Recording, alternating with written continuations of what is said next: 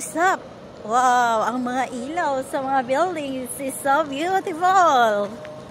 Ngayon is ready to Eid Bukra. Ayan, ang ganda na ngayon guys. Oh, napakaliwanag ng isang building guys. So ipapakita ko sa inyo kung ano ang mga exciting. Lumabas ako guys. Nautusan akong bili ng gatas kasi iinom ng kape. Wala kaming gatas na ubusan. Oh, diba? Oh, yun. So today is the day. Oh, si Babo. Panay lang hi. Hello. Happy Eid. Kita nyo guys, oh. Ayan, oh. Oh, napakaliwanag. Oh, diba? Ito yung building. Balituin yata to sila sa kabila. Tingnan nyo guys, oh. Ready na yan for the Eid Bukra. Bukas. Bukra is bukas.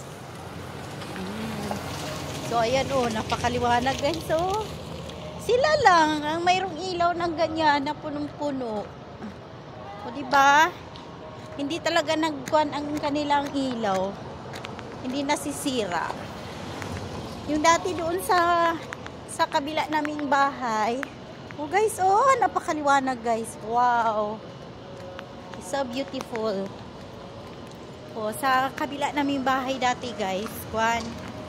Yung laging nasisira yung ilaw kasi sa kainit. At saka pag kulang sa maintenance, mabilis talaga siya masira. Ang ganda. Oh, sila lang ang nagpailaw. Wala nang suhur ngayon. Kuwan na lang yung kainan na sila bukas ng umaga. Futur. Kakain sila ng maaga. O, diba? So, kainan na.